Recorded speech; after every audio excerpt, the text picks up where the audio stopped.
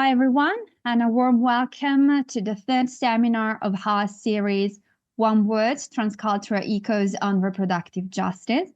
I would like to thank once again the Center for the Study of Contemporary Women's Writing, hosted at ILCS, for allowing me to organize this series. The series features 3 seminars followed by a concluding roundtable discussion, and 2 weeks ago we explored the theme of the right to have a child. Today, we're addressing the right to parent children in healthy and safe environments. And I was saying before with my speakers that was particularly significant that this seminar takes place on the International Day for the Elimination of Violence Against Women. Today's presentations will delve into the intersection between climate change and reproductive justice, exploring how these issues arise in various geocultural contexts. Climate change, though frequently understood as an environmental crisis, also serves as a profound threat multiplier that worsens pre-existing social, economic, and health inequalities.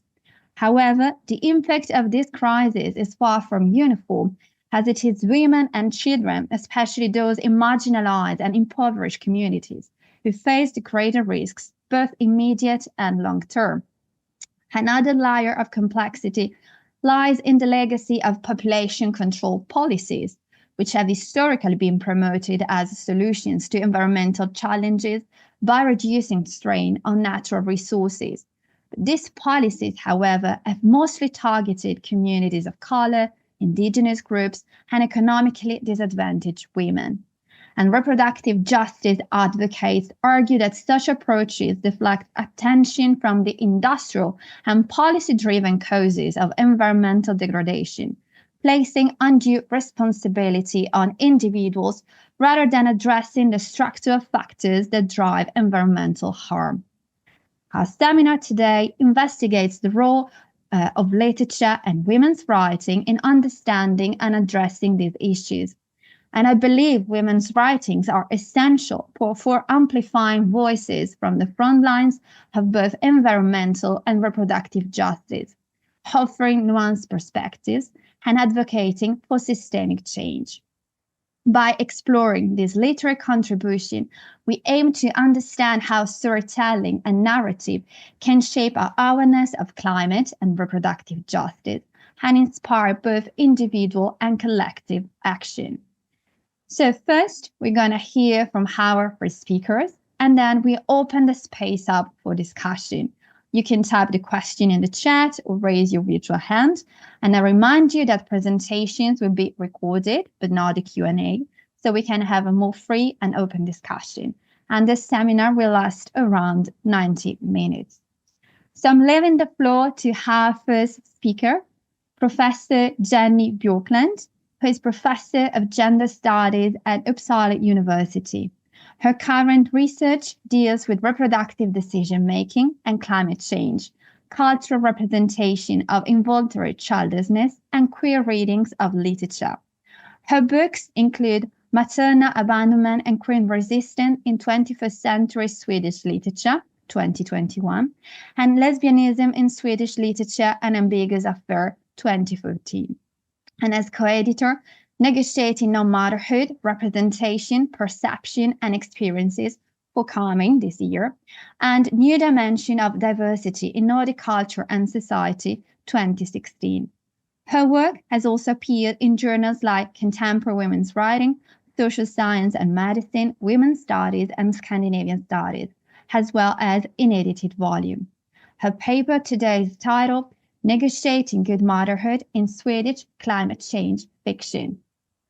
Thank you, Jenny. Thank you for this introduction. I will now share my screen.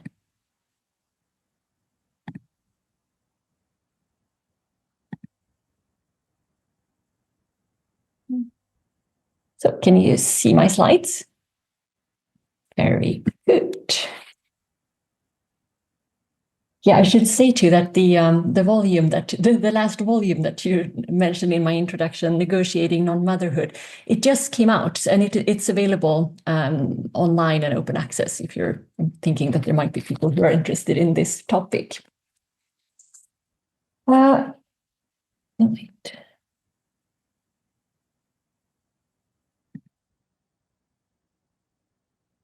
What does good motherhood entail in times of climate change? How can you be a good mother to a child who, with the current speed of global warming, will likely live their adult life in a world ravaged by floods, wildfires, food shortages, and pandemics? The 21st century has seen a wave of fiction, primarily novels, that engages with climate change and its consequences. One of the dilemmas dealt with in contemporary climate change fiction is parenthood. And in this presentation, I will discuss how motherhood is conceptualized in relation to environmental consciousness, as well as gendered and cultural ideals of good motherhood in a contemporary Swedish climate change novel, Anna Dahlqvist's Det är tropiska nätter nu, or in English, Now We Have Tropical Nights. It has not been translated into English, so all the translations in this presentation will be my own. Dahlqvist's novel depicts Chiara, a mother who is admitted to a psychiatric ward due to severe climate anxiety. Chiara's anxiety is linked to her 3-year-old son, Vide, as he has realized that he will have no future with the current speed of global warming.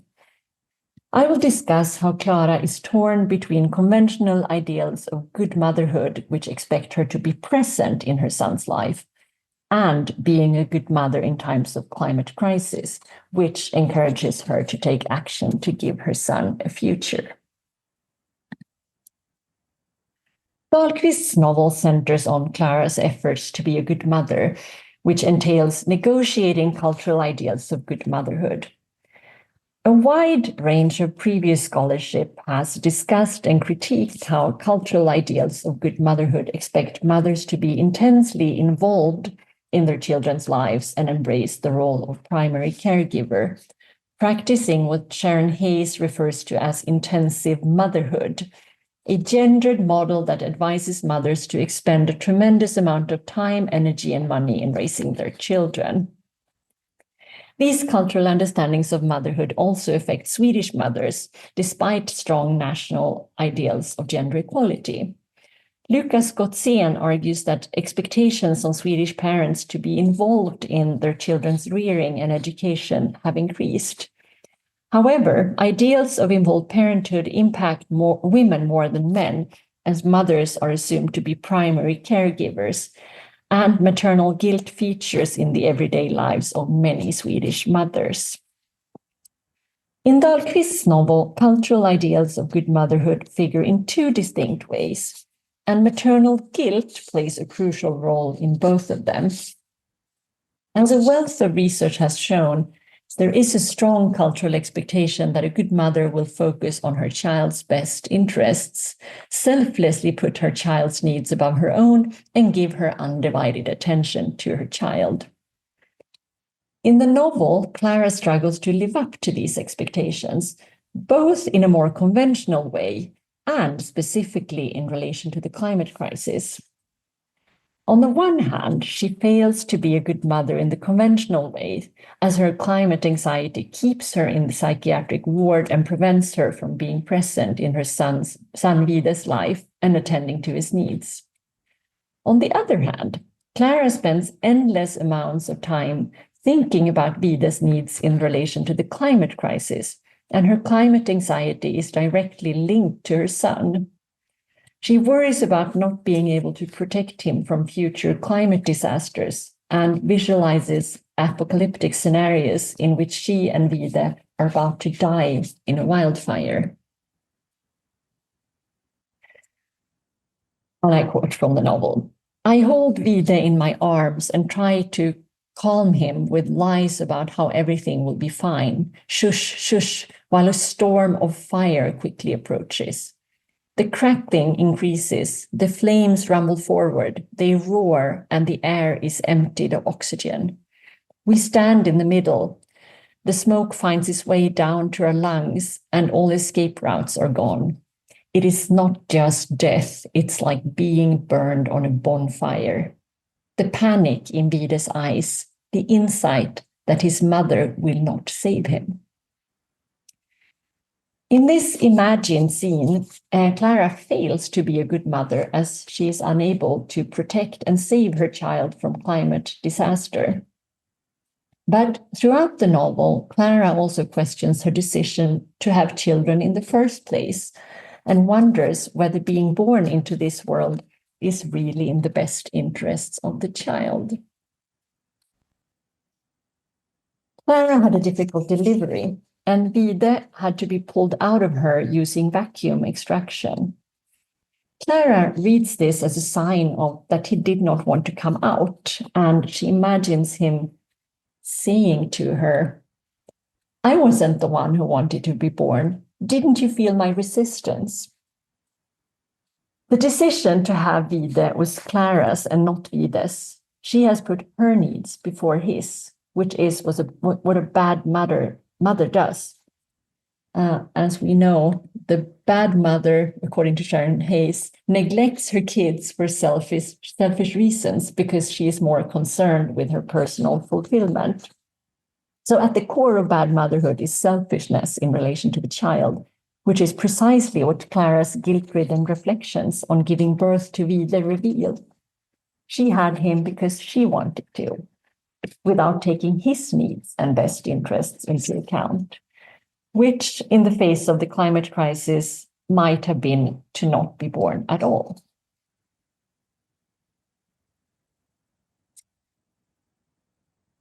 However, maternal guilt is also in line with more conventional understandings of cultural ideals of good motherhood. Clara feels guilty because she cannot be home and care for Vide when she's in the psychiatric ward. The intensity of her feeling of guilt is emphasized as it takes material shape in her body. The guilt is a physical weight, a pressure over my head, a racing heart. Later, she discusses her maternal guilt with another patient, Sarah, who is also a mother, and Sarah reassures Clara, "We will return to our children and the children will be fine. It's better that they have a healthy mother later, right?" Both Clara's guilt and the comforting words from Sarah are linked to being present in her child's life and thus in line with conventional ideals of good motherhood. Vide is not entirely dependent on his mother, as he has a father as well, Clara's partner Micke. Micke is represented as a calm and responsible presence in Vide's life. While Clara is in the psychiatric ward, Micke has sole responsibility for Vide and constantly reassures Clara that they are doing fine. Micke is not only represented as a stable and patient father to Vide, he is also a supportive partner to Clara. The novel establishes that Clara has had a history of anxiety and depression, and Micke can handle her depressive periods. Micke is not afraid of what he sees in me now. He has never been, even if he himself is so far from the darkness. Micke is thus depicted as a stable partner in the relationship as well, even before Clara's current breakdown. And with his calmness and responsibility, Micke appears as a contrast to Clara's anxious and depressive personality. And the difference between them becomes particularly pronounced in relation to parenting. Clara's love for Vide leads to climate anxiety that keeps her away from her son's everyday life, while Micke's calmness makes it possible for him to care for Vide on a daily basis. Micke is keen to have a second child, and he promises to be a reliable, hands-on parent if Clara finds herself struggling and becoming depressed. But Clara doesn't want a second child. She finds it impossible to imagine bringing another baby into the world because of the climate crisis. And when they discuss the idea of a second child, Micke says that he's worried about the future too, but he plans to go on with his life. "I'm going to go to work, pick up Vide and cook dinner, and I want him to have a sibling." Clara has a different approach to caring for Vide, but when she tells Micke that she will attend a climate change meeting and might be home late, he shows discontent. Mickey is quiet. He shreds carrots, fries fish sticks and rice. He demonstratively takes responsibility for feeding our child. Demonstratively, he serves himself and we the fish sticks. Mickey thus appears as both more rooted in everyday life and more family-oriented, while Clara worries about the future and engages in political activism outside the family to achieve societal change that will lead to a better future for Vida. In many ways, Mickey is represented as the ideal Swedish gender equal and involved father. Swedish ideals of good fatherhood were formed through the entanglement of gender equality and family politics in the building of the Swedish welfare state. When the public sector expanded, women were needed in the labor market, and this led to progressive family politics measures, such as a new law on parental leave and state-funded childcare in the 1970s. At the same time, men were encouraged to share the responsibility for childcare and household work, and new ideals of the gender equal involved father emerged.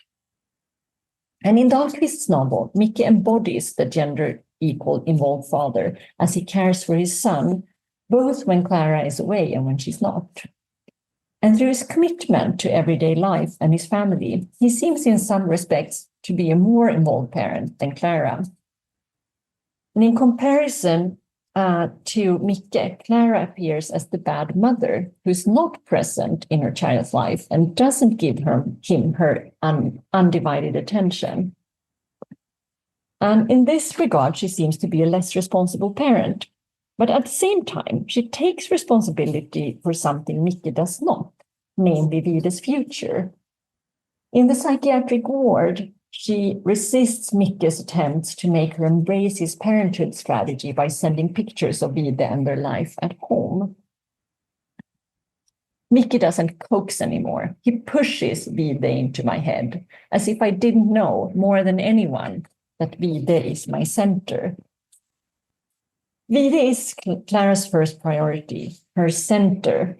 She's just as invested in her son as Mickey, but while Mickey focuses on Vida's needs in the present, Clara thinks about his future and the needs of an unborn child, in whose best interests it might be not be born at all. In this way, Clara practices a different kind of motherhood, what I've chosen to call climate-friendly motherhood. And this kind of motherhood seems to break with conventional ideals of good motherhood. It also challenges Mickey's involved and child-centered fatherhood. Bringing more children into a world that is falling apart cannot be seen as responsible parenthood. So, as we've seen so far, Clara initially struggles with guilt for not living up to conventional ideals of good motherhood. However, over the course of the novel, she changes and comes to accept her own way of being a parent and caring for Vida.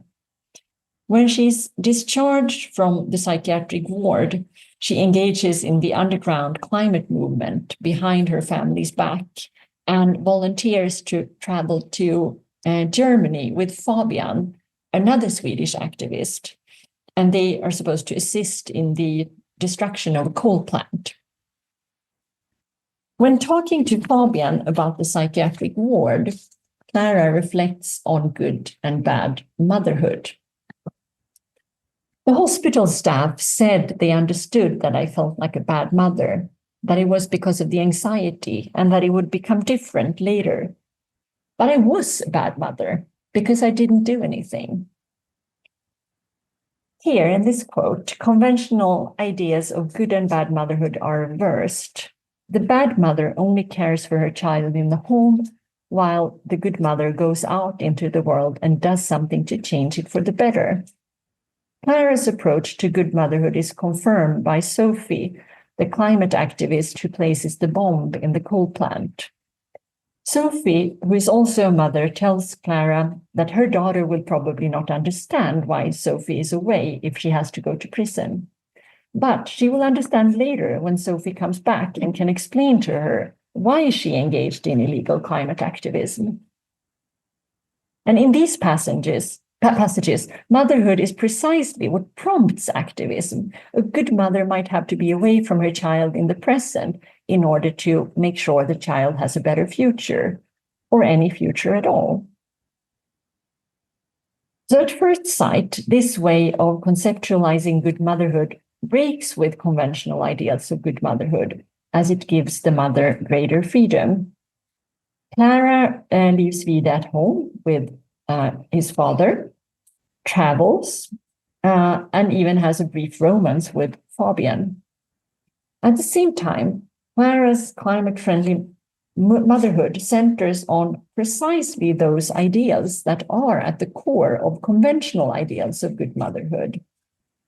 Clara participates in the climate action because of the best interests and needs of her child. I do it for Vida because it's the right thing to do, the only thing to do. I do it to give him hope, to give him life again. It's my duty, my responsibility, because I was the one who brought him into this world.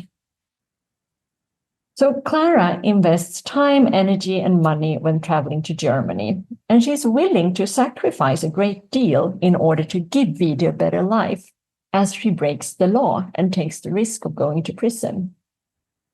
Thus, we might argue that conventional ideals of good motherhood are merely conceptualized in different ways in Clara's form of climate-friendly motherhood. The best interests of the child, maternal selflessness, and the investment of time, energy, and money are not linked to caring for the child in the present, but to caring for his future. As such, Clara's climate-friendly motherhood might not be such a resistance to cultural ideals of good motherhood as it seems at first sight. Despite Clara's mission to give her son a better future by engaging in the underground climate movement, Dahlqvist's novel does not provide any clear answers to the question of what it means to be a good mother in times of climate crisis. The climate action fails. The bomb explodes prematurely and kills Sophie. She will never have the opportunity to explain to her daughter why she left for the greater good. Toward the end of the novel, there are indications that a somewhat similar fate awaits Clara and Vida. Clara tapers off of her medicines without consulting the doctors, which might lead to new periods of anxiety and even more time spent away from Vida in the psychiatric ward. Moreover, the ambiguous ending suggests that she might even end up in prison. When the climate activists prepare to flee from their hiding place, Clara does not move, even when Fabian calls her name. Before departing to Germany, Clara has seen a search warrant in the news for a climate activist in the United States, and she becomes preoccupied with the description of that woman. She compares it to her own appearance, and later, when looking at herself in a mirror, she describes her face with the same neutral language used in the search warrant. Light brown hair, indeterminable eye color, and freckles. The final words of the novel are another paraphrasing of the search warrant for the climate activist. My height is 165 centimeters, normal body type, light brown hair, indeterminable eye color. They will call them blue. These words follow directly after Fabian has called Clara's name, but in the print version of the novel, they appear on a new page, marking the beginning of another chapter.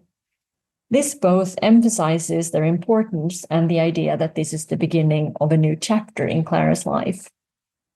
The fact that this search warrant describes Clara indicates that she will be accused of the destruction of the coal plant. The novel also questions whether her climate-friendly motherhood is viable. When Clara, in the final words of the novel, describes her eye color as indeterminable, she states that they will call them blue, which suggests that her climate activism might be naive, as the descriptor blue-eyed in Swedish connotes that a person is easily fooled. Moreover, the climate action has failed and led to the death of one of the climate activists, who is also a mother, and possibly to legal consequences for Clara. She might ending up spending more time away from her son without being able to care for him in the present. And she has not achieved any change through activism, and so has thus failed to care for his future. This novel demonstrates how the impending climate crisis presents parents with new and difficult challenges. Clara struggles with maternal guilt for not living up to conventional ideals of good motherhood, and her inability to be present in her son's life is contrasted with her partner's involved Swedish fatherhood. The climate-friendly motherhood she embraces initially seems to undermine conventional ideals of good motherhood, but ultimately supports their core values. But at the same time, even if Clara's climate-friendly motherhood fails, at least she tries to take responsibility for mitigating the climate crisis. Dahlqvist's novel does not give clear answers to the question of how to be a good parent in times of climate crisis, but as a piece of fictional literature, it provides an experimental space in which different ways of dealing with the dilemma can be imagined. And as such, it contributes to our understanding of what parenthood in times of climate change means. Thank you.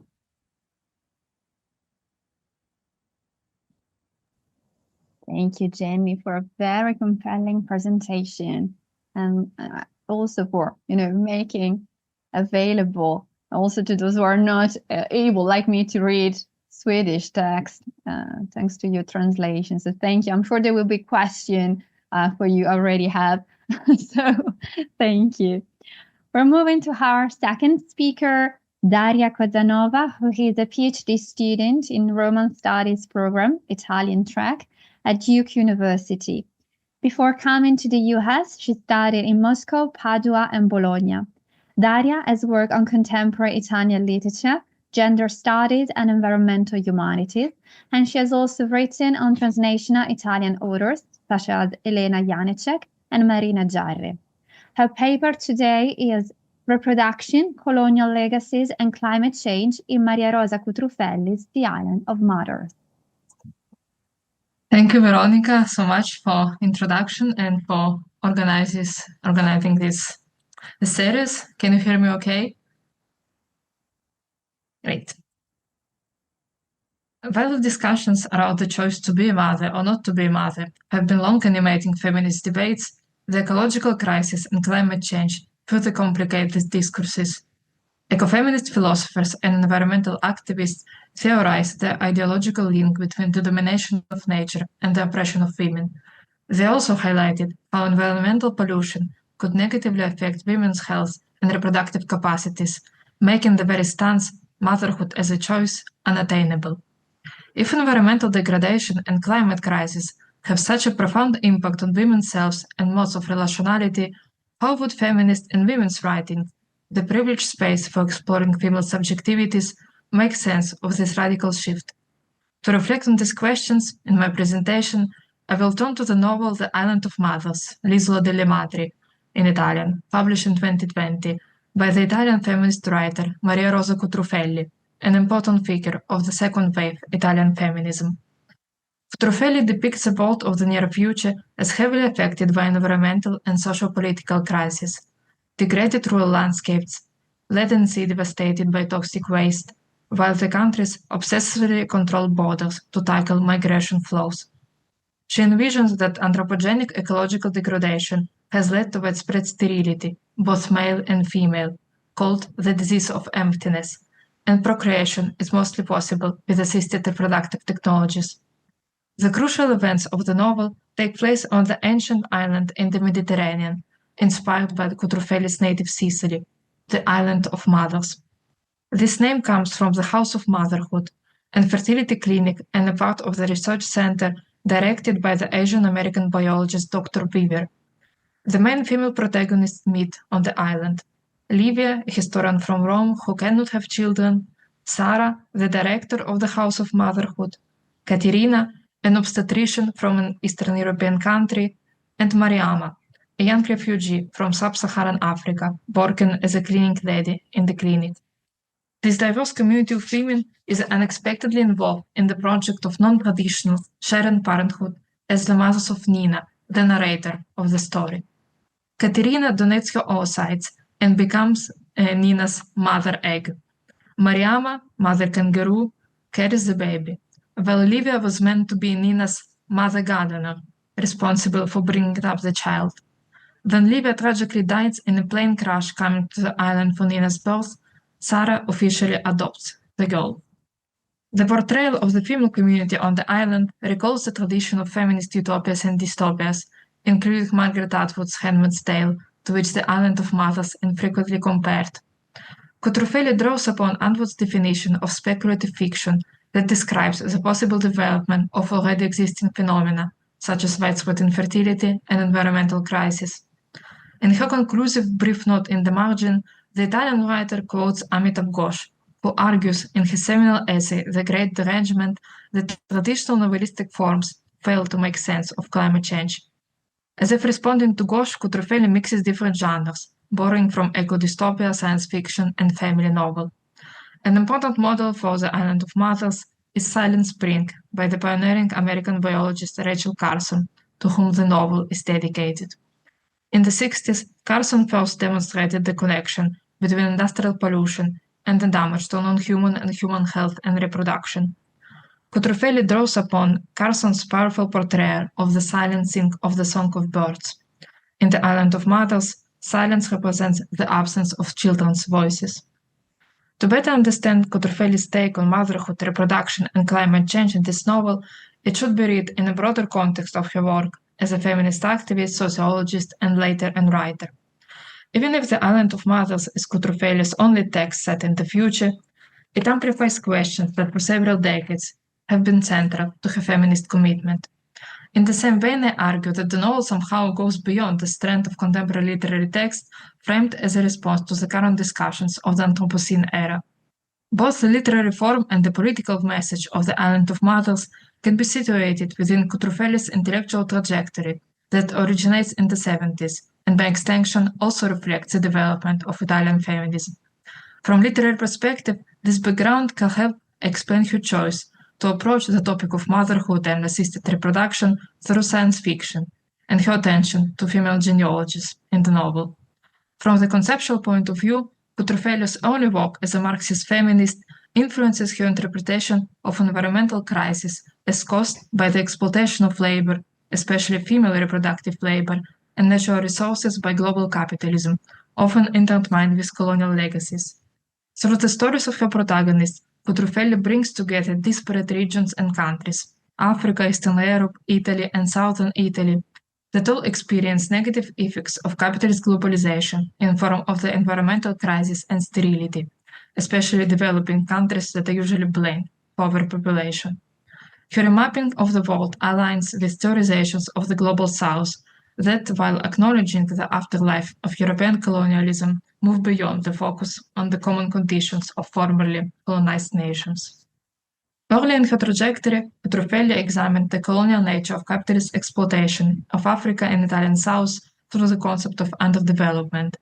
Her first published work was a historical essay, The Unification of Italy, Peasant War, and the Origins of Underdevelopment in the South, from 1974. In line with the Gramscian tradition of the Southern Question, Cutrufelli analyzed 19th century Italian unification as a colonial project in which northern elites transformed the Italian South in an exploitable colony, and the southern Italians into racialized and uncivilized others. In the 70s and 80s, Cutrufelli spent long periods in Africa, in the Republic of Congo, Zaire, Zambia, Ghana, Senegal, Angola, and Somalia, documenting the impact of neocolonial policies on women's condition, like in her book Women of Africa, Roots of Oppression. Both threads come back in The Island of Mothers. Cutrufelli's experience in Africa inspired the figure of Mariama. Her native village on the shore of the Atlantic Ocean bears traces of slave trade and colonial past, and I quote, with a fortress where slave ships used to dock to supply with African slaves many centuries ago, end of quote. While her storyline as an environmental migrant testifies to the recent neocolonial dynamics. Mariama decides to leave the country after the government started expropriating houses and land properties in her native village to give them to foreign companies. Mariama's long journey reflects the deadly crossing of the migrants through the Mediterranean, 2000 Italy, which is politically transformed, to use the words from the novel, into Southern Europe, the fortress of the Mediterranean. The ambivalent position of the Italian South as both a part of Europe and an exploitable zone, much like the non-West, is revealed through Sarah's perspective when she arrives on the island for the first time. Riding in the car with her old colleague Tonio, she sees smokestacks of the classed industrial complexes and reflects whether the pollution truly disappeared after the shutdown of the factories. Sarah speculates that formerly employed workers probably found new jobs, but their reproductive capacities might be irreparably damaged. I quote, "There is no smoke anymore, but it's if the chimneys continue to smoke."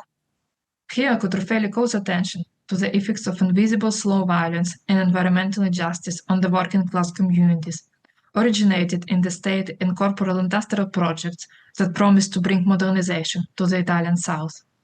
The penetrability of the South to the forces of extractive capitalism is further reinforced in Tonio's description of the island. It had been a demographic reserve for centuries. When there was a shortage of labor, the continent, the Italian mainland, extracted it from here.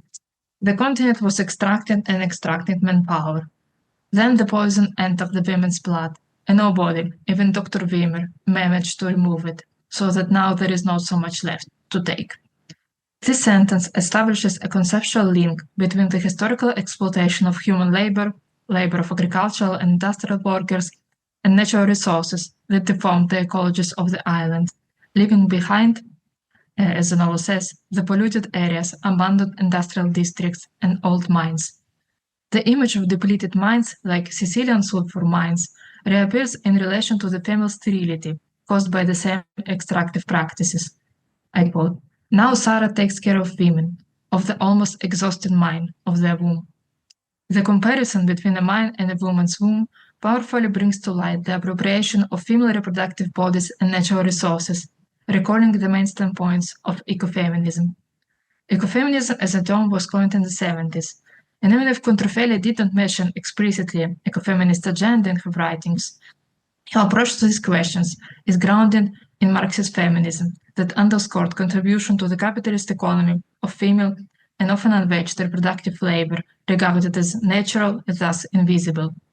A founder of the Marxist feminist collectives Lotta Femminista in northern Italy and then in Sicily, and an author of sociological essays about gender-based inequalities in female labor and domestic work, Cutrufelli was always interested in how capitalist production reorganizes social relations, family structures, and intervenes to control the reproductive sphere. Her works from the 70s, especially the essay The Invention of Woman, Myth and Technologies of Exploitation, contain several conceptual points about motherhood and reproduction that are re-elaborated here in the form of the novel, especially in terms of assisted reproductive technologies. Cutrufelli urged to consider prospects of liberation from natural reproduction, like in vitro fertilization and ectogenesis, not as science-fictional visions, but as plausible possibilities. She also warned that biotechnologies could be eventually co-opted by capitalist and technoscientific powers. Cutrufelli believed that capitalism would never allow the total use of ectogenesis because this would eliminate the category of woman as a means of production of species. These scenarios unfold in the reimagined world of the Island of Mothers. Dr. Weaver has obtained the medicalization of sterility and its inclusion in the list of pandemics. This laid the basis for the proliferation of international chains of fertility clinics, like Biocompany, where Katerina worked before coming to the island, and the creation of the research center on the island where male scientists work to find solutions to global sterility. While the policies of the House of Motherhood are described as progressive, especially compared to the current Italian legislation of the assisted reproductive technologies and the recent surrogacy ban by the Meloni government, the whole system relies on female and migrant labor. Besides, Dr. Weaver rejects the idea of an artificial womb, because it doesn't solve the problem of sterility on the medical level, and especially because it would be too expensive and less accessible for clients. His apparently generous position brings us back to Cutrufelli's early warnings that for patriarchal science and capitalism, the complete ectogenesis would represent the death of a woman. Instead, the partial automation of motherhood would ensure the management of women's bodies and the use of their cheap reproductive labor. In the same essay, The Invention of Woman, Cutrufelli discussed science-fictional works of Anglophone and Italian male writers, reflecting the general interest in science fiction by the Italian feminists in the 70s. She pointed out how male authors depicted the possible elimination of motherhood due to biotechnologies as a dehumanizing nightmare, and how they suggested that the society of women could not survive long without the presence of men. In many ways, retaking the science-fictional genre in The Island of Mothers and portraying a non-traditional female and maternal community, Cutrufelli responds to these long-standing assumptions of male authors and also to the current anxiety in the Italian feminist sphere about assisted reproductive technologies and surrogacy. Cutrufelli recognizes the benefits of biotechnologies that can facilitate the generation of life when it's otherwise not possible. At the same time, biotechnologies represent tools of capitalist power, as such imply radical transformations of social relations, the very definitions of biological and symbolic parental roles, and the nature of affective attachments. Through the depiction of her Republic of Mothers, Cutrufelli explores positive possibilities of the fragmentation of traditional motherhood that can be reclaimed by the female protagonists, allowing them to resist technoscientific and industrial control. And I quote, "Since motherhood shattered, since conception and pregnancy did not occur in one body, we ask ourselves, who has the right to be called a mother?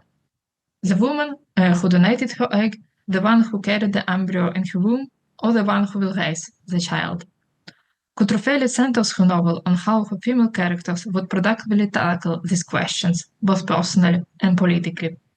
The writer suggests that disrupted and extended maternity, which is not limited to biological function, can prompt the emergence of different forms of relationality, responsibility, and solidarity between women.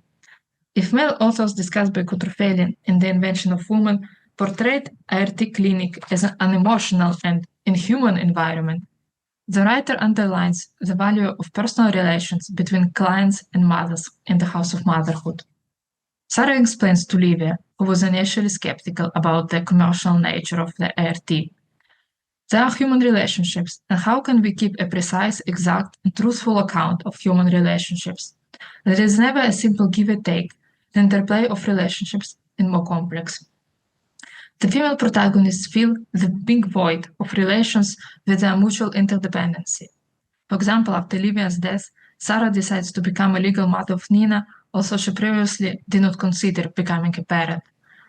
While Cutrufelli does not reject the reproductivity of female bodies, the story of Nina and her mothers demonstrates that the conception, childbearing, and socializing of children do not necessarily correspond to traditional nuclear heterosexual family, officially presented in the Italian context as the only acceptable model of family unions.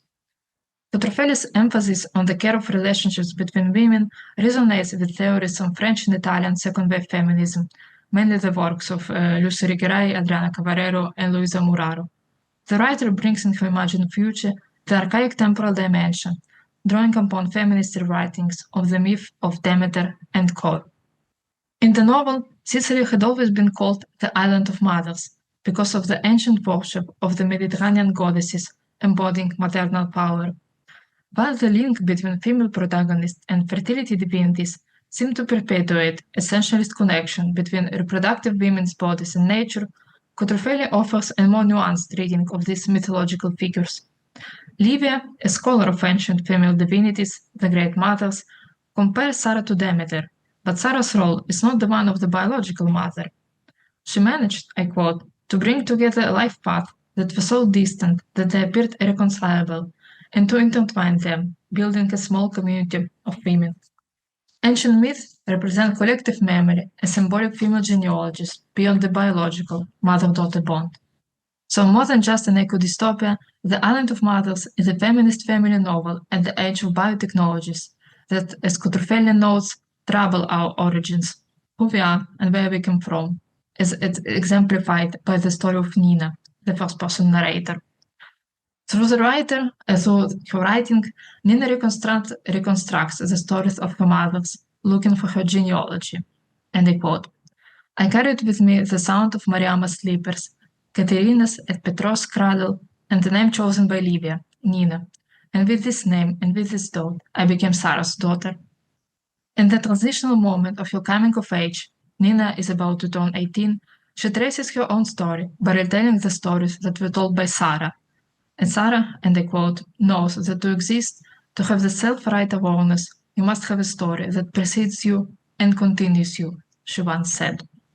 The novel underlines the link between storytelling, writing, and the emergence of women's subjectivity that has been central to Cutrufelli's literary works. And while polyphonic first-person narratives are a trait of her novels, here it's Nina's voice that contains and amplifies the voices of her mothers. The novel reaffirms the need for a relational, responsible, solidaristic subject, as the feminist philosopher Elena Pulcini defined it in her works on the care of the world. Cutrufelli explains in an interview, "It's true, women in the novel have a salvific role, not because of their presumed innate goodness, but because they are capable of weaving relationships of mutual help and solidarity, essentially because they are capable of taking care of each other. And this is not their innate ability, but the fruit of experience, of the will to change things and make the world more livable and happier, if possible." Her words underscore the necessity to overcome the supposedly natural female predisposition for care and to reevaluate the nature of reproduction as a response to both social and ecological crises. The ambivalence of reproduction is represented in the final scene of the novel, in which Nina and her cousin Petro, Katerina's son, watch hatchlings running to the sea. The episode highlights the idea of renewal of life in the human and non-human worlds, with coming of age of Nina and turtles hatching. However, if the ability to reproduce is sufficient for the survival of non-human animals, this is not the case for the survival of humans. As Katerina mentions earlier in the novel, referencing Sarah's words, "when lacking relationality, biotechnologies," I quote, can probably save the species, but not the humanity," end of quote. The humanity that can emerge only as a communal project.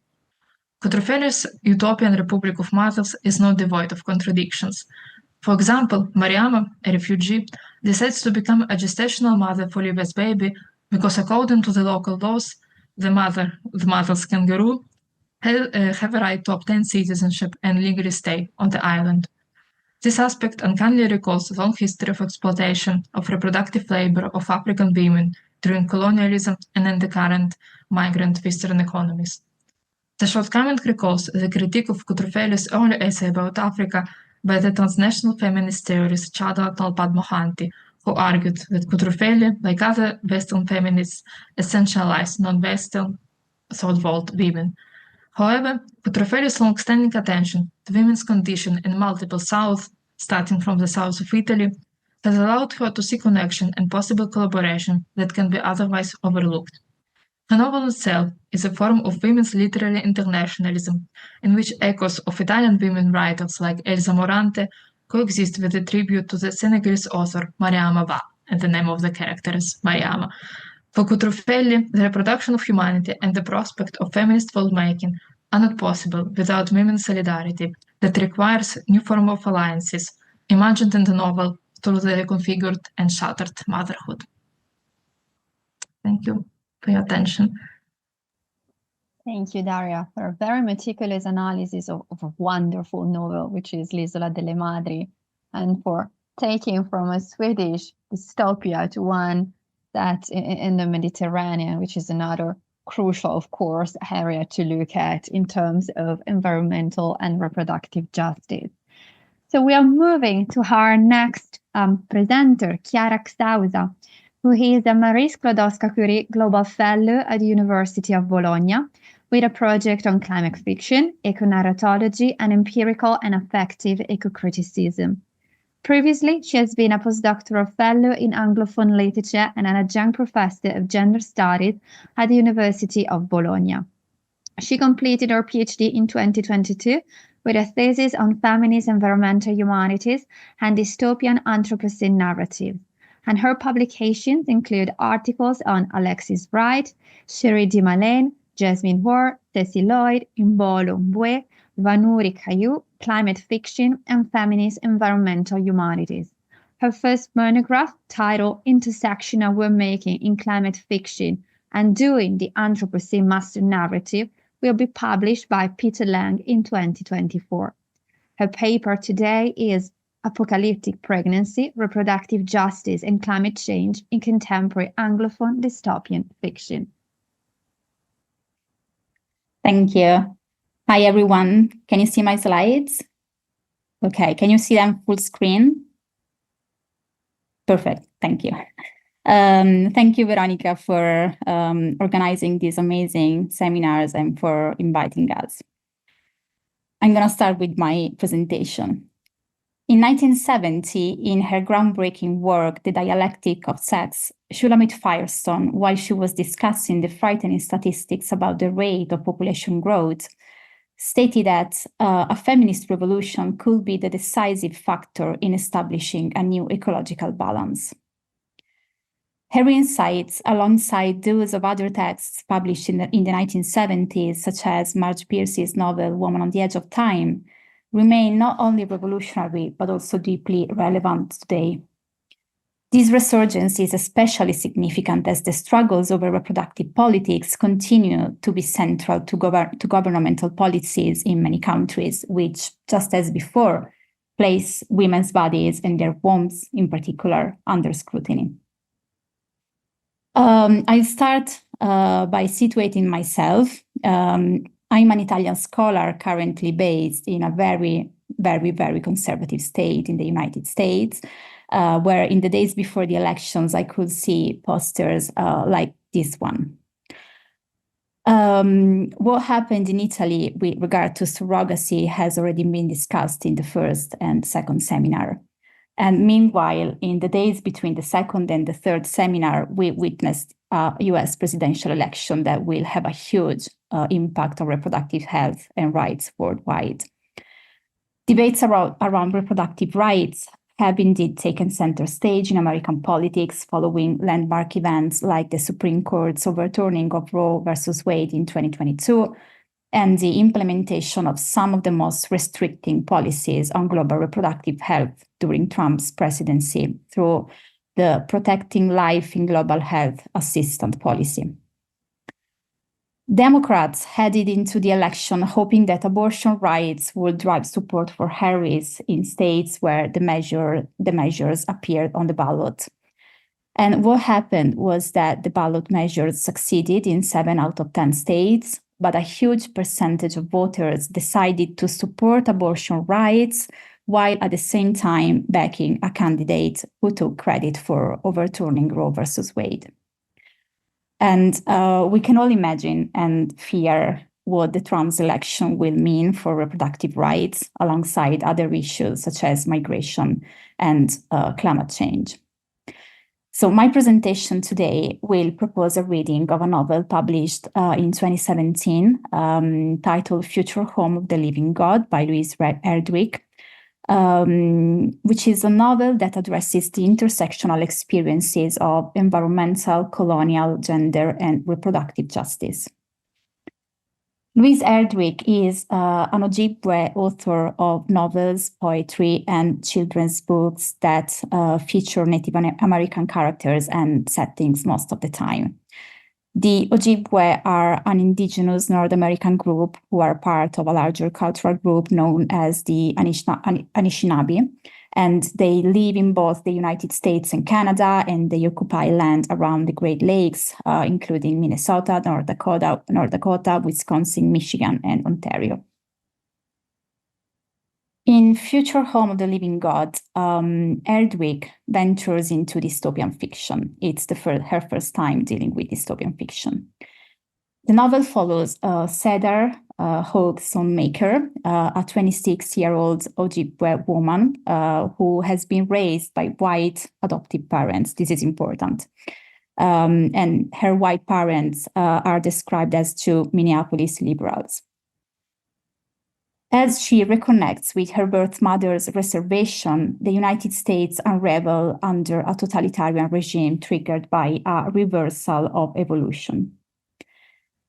Erdrich narrates indeed a world in which evolution is running backward, meaning that the evolution of plants and animal species appears to be happening in reverse.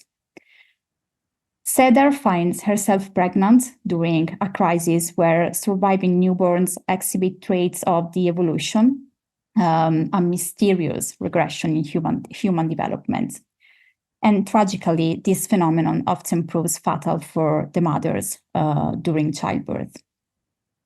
The novel has an epistolary form, so it's made of diary entries written to Cedar's unborn child. The child will be born at the end of the novel, where Cedar chronicles her pregnancy between 1 August and the following February.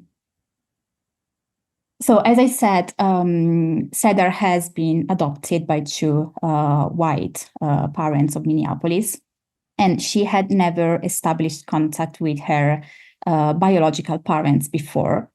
But she decides at the beginning of the novel to meet her birth mother, Mary Potts, for the first time, not because she needs to recover a lost community or cultural indigenous heritage, but because she's concerned with the genetic information that her baby might inherit from their grandparents.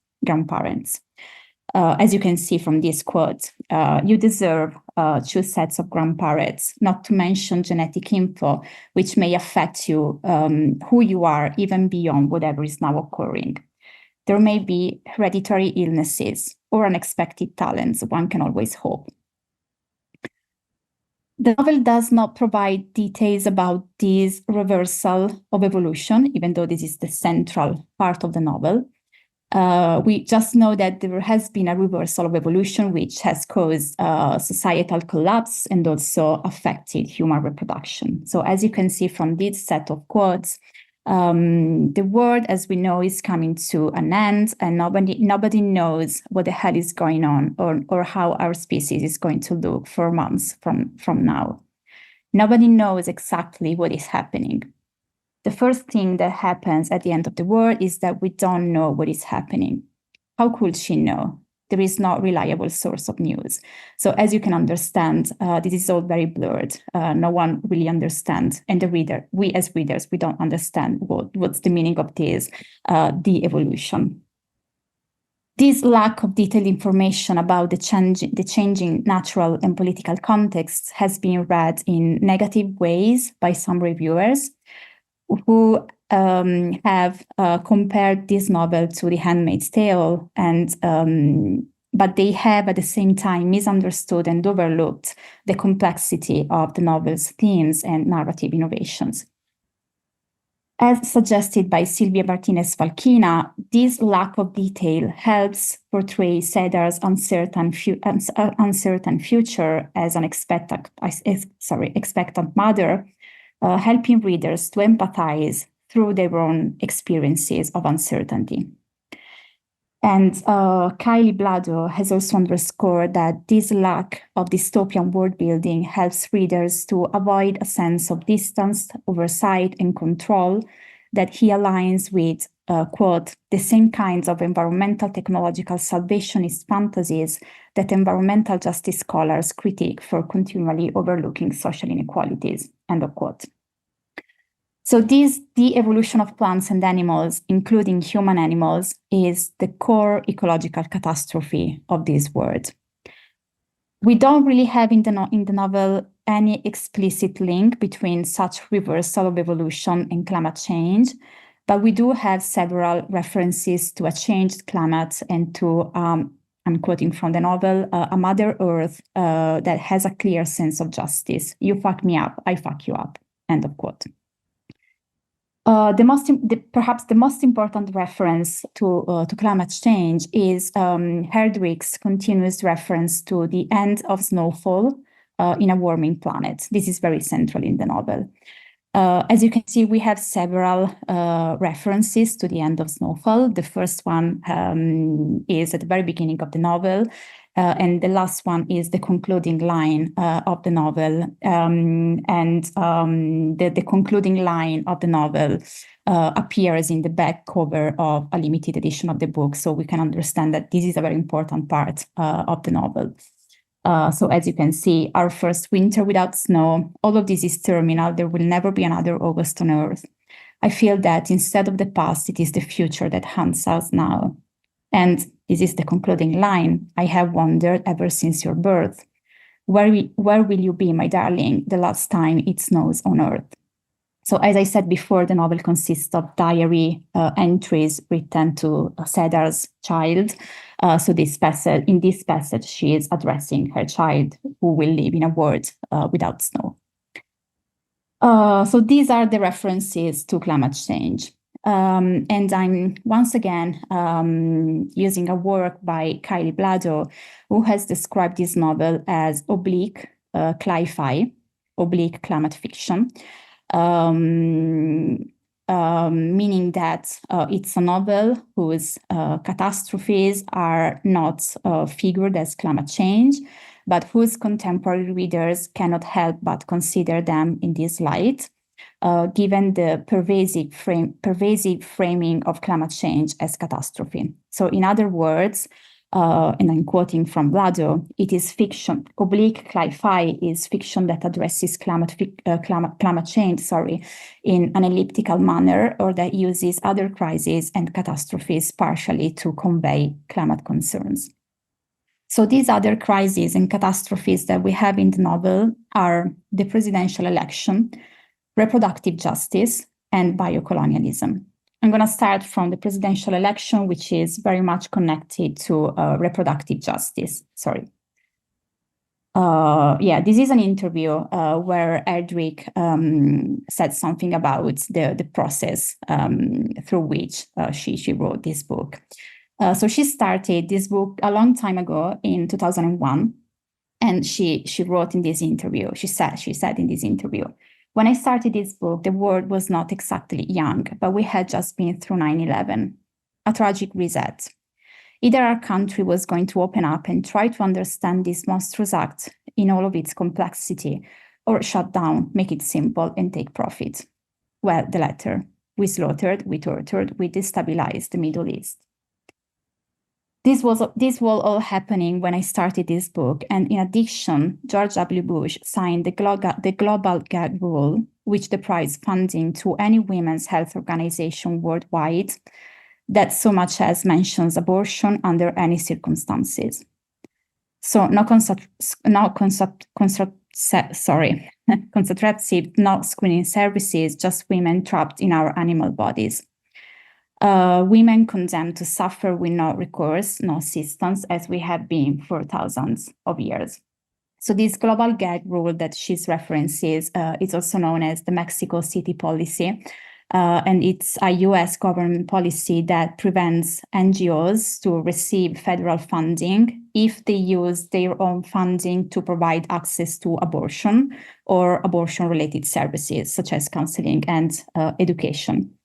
It was first introduced in 1984 by President Reagan, and then it was rescinded by the Clinton and Obama administrations.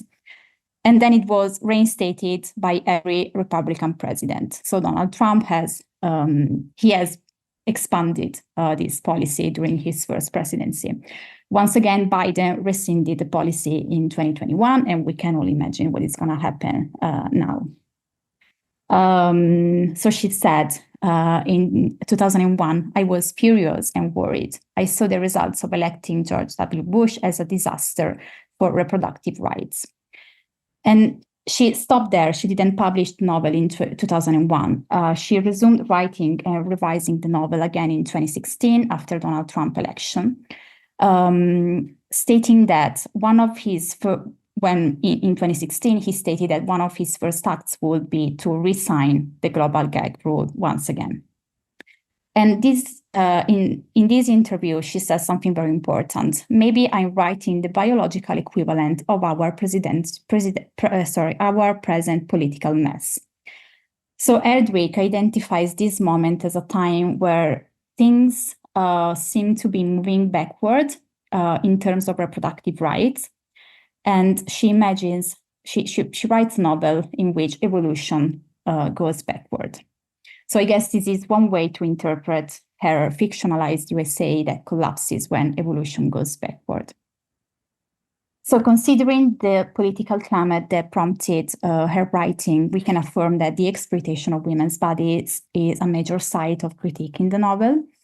What happens in the novel is that following this reversal of evolution, the chaos and the collapse of society, and most of all, the panic about the viability of human reproduction, there's a new theocratic government that is installed in the US, which is named the Church of the New Constitution.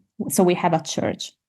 And I'm going to read a brief passage that helps us to understand how pervasive this new government is. There's new names, he says. Then he informs me that two or three mornings ago, everything had new names. All the street signs were changed overnight. It was a massive project, impressive. Even the streets with numbers got switched. They are now, he stumbles, where they are Bible verses. Okay, so what happens? All pregnant women are subjected to constant testing and monitoring under a policy that is referred as gravid female detention. And as the crisis escalates, women are conscripted as womb volunteers. So they have to be artificially inseminated with embryos preserved from a time before these genetic mutations began to emerge. Okay, so they are volunteers, but not really volunteers. So they become incubators for babies that will be taken from them upon birth. Assisting pregnant women into hiding becomes a criminal act, and the new government uses drones and voice and facial recognition to find these women. So Cedar, the protagonist, is eventually discovered and arrested. And in these clinics and prisons, we have, as you can see here, these men in dark suits staring at large screen ultrasound images, men in dark suits peering at freeze-framed ultrasound babies and speculating about the abnormalities and so on and so forth. So we have these men in dark suits that look for normal babies, that look normal, quote unquote, original babies, regular babies, like the one before. And I can read here a critique directed at biotechnology's complicity with ableist discourse. As you can see from these two quotes, we should invest in one of those genetics companies. They will try to turn this thing around with gene manipulation. And then, once again, still, I hate to say this, but in a generation, it won't matter. That's the truth of the situation. The wealthiest will get a hold of the technology to reproduce. So there's the passage in which she says that the wealthiest people will be able to solve this problem through the use of biotechnologies. And this critique resonates with Angela Balzano's recent book, Eva Virale, Viral Eve. It has now been translated, where the Italian philosopher discusses CRISPR-Cas9, which is a technology that allows geneticists to edit genomes by altering, adding, or removing sections of DNA, and its potential to correct disease-causing gene mutations in human embryos. Balzano claims that access to this technology is in itself a privilege, like what we see in the novel, and she reminds us that in the meantime, countless people already born remain threatened by poverty, war, and exploitation. All the more, so if she also references Kelly Fritsch, who argues that the disabilities we aim to eliminate with new technologies are actually caused by the same techno-biocapitalism and could simply have been prevented. So I've talked about the exploitation of women's bodies as a major site of critique in the novel, but what's important here is that Cedar is not a representative of all women. She is an indigenous woman, of course. And from the very beginning of the novel, when she contacts her birth mother because she is concerned with the genetic information that the baby might inherit, we can situate Ceddar's experience alongside the broader ways in which Native American and specifically Native women's bodies have been subjected to surveillance and exploitation. Anna Campbell claims that Future Home of the Living God invites a consideration of biocolonialism in relation to the exploitation and policing of female bodies. Biocolonialism is described as the exploitation and commodification of natural and genetic resources belonging to indigenous people. And according to the definition of biocolonialism by another scholar, Susan Hawthorne, female bodies and indigenous people have been colonized in ways analogous to the colonization of the land, and we can therefore read Cesar's body as a new colony, a representation of biopower and subjugated bodies. The novel brings together the medical experiments carried out within Canada's residential school system, the sterilization abuse within native reservations during the 1970s, the conversion of indigenous biological material into private property to maintain a relationship of colonial control over indigenous people. So there are all these references remain implicit, but they are very much there in the novel. And we have fragments of information throughout the novel suggesting that nationalistic ideologies and racialization occur within clinical settings and that white supremacy is reinforced during the crisis. To give you a couple of examples, and then I'm going to close my presentation. So the new government, the Church of the new Constitution, appeals to women patriotism to submit their bodies in order to repopulate the country. And this new government states that we took the leftovers, the embryos not labeled Caucasian. We are going to have them all and keep them all. We're not killing any. All are sacred. So it's clear that the value of human life has changed in this reversal of evolution and that all embryos are sacred. At the same time, it's clear that embryos of color are the leftovers. Okay, so we can see the racial perspective here.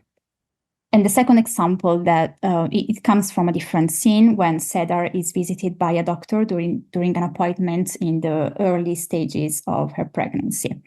The doctor is trying to help her to escape from the clinic, and he asks her if she has any special ethnicity. And she replies, "Yeah, I'm Ojibwe." I tell him. He asked me about the father. "Is he white?" "As milk," I said. Then get the hell out of here." He points out the back stairs, and tells me to wave the envelope and pretend I'm a delivery person. "When you get out, don't tell anybody that you're pregnant," he says, and use that last strip between my teeth. Well, this is not important. So what we can understand here is that race and whiteness is an important factor in how the Church of the New Constitution assign value to different pregnancy. Even though she is an indigenous woman, the father is white, so probably her child will have a very high value in this new society. So in the novel, the historical exploitation of Native American women who have lived a history of displacement and colonial oppression with regard to motherhood is further exacerbated in this post-apocalyptic landscape. The novel has a tragic ending. The baby will live, but he's taken away from the mother, and we don't really know what happens to Cedar at the end. She's feeling very sick. So there's a very tragic ending, but the novel is not a bleak novel. Most part of the novel is about strategies of resistance and reclamation of agency by Cedar, suggesting that this intersection of the exploitation of women's bodies and biocolonialism might be challenged.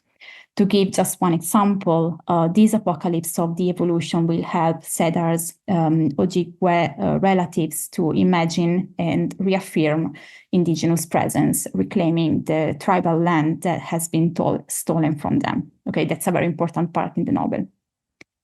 I don't really have time to talk about these strategies of resistance, so I've just focused on the bleak part, and I guess this is a result of the time that we are living and of me being here in the US. And it's a very terrible moment. But I guess that what I wanted to suggest is that what really makes Erdrik's novel a crucial and timely work is not just its dystopian rendering of reproductive injustice, but its intersectional perspective.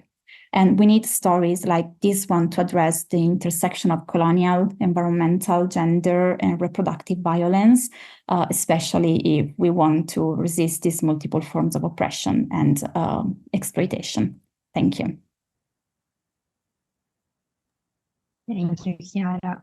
It was an amazing presentation, and I feel both, stimulated but also deeply enraged after your presentation. So thank you.